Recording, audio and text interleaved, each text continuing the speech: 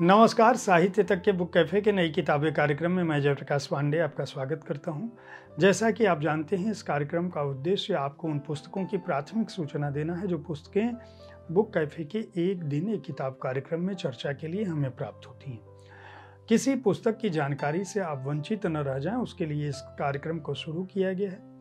मैं बार बार बताता हूँ कि पाठक, लेखक, आलोचक और प्रकाशक अपनी पसंद की पुस्तकें हमें भेजते हैं। आज रवीना प्रकाशन से जो पुस्तकें हमें प्राप्त हुई हैं, मैं उनकी सूचना दूंगा। रवीना प्रकाशन ने इस सप्ताह जो पुस्तकें भेजी हैं उनमें काव्य वंदना, ये काव्य संग्रह है पंडित राम दयाल त्रिवेदी निर्विकार का।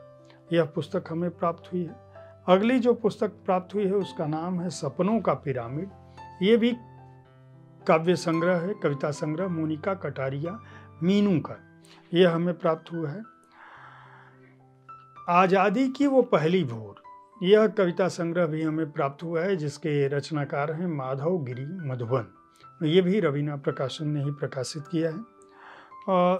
सुरेश चंद्र रोहरा की लिखी पुस्तक काले धब्बे, यह हमें प्राप्त हुआ है। यह सुरेश चंद्र रोहरा का उपन्यास है जो रवीना प्रकाशन से प्रकाशित हुआ है। उमेश शर्मा का कविता संग्रह जो है सुकून की तरंगे, यह भी हमें प्राप्त हुआ है। ये भी रवीना प्रकाशन से ही प्रकाशित हुआ है। राघव गीत मंजरी, ये कविता संग्रह जो है हमें प्राप्त हुआ है, जिसके रचनाकार हैं सुशील कुमार त्रिपाठी। और आखिरी जो पुस्तक है यह साझा कविता संग्रह है जिसका नाम है गुलमोहर, और इसके संपादक हैं डॉक्टर भुवनेश कुमार सिंह। भुवनेश कुमार सिंह द्वारा संपादित यह कविता संग्रह प्राप्त हुआ है। इस तरह से कुल 7 पुस्तकें रवीना प्रकाशन ने हमें भेजी हैं। हो सकता है आने वाले समय में इनमें से किसी पुस्तक की या कुछ पुस्तकों की चर्चा आप बुक कैफे के एक दिन एक किताब कार्यक्रम में सुन सकें।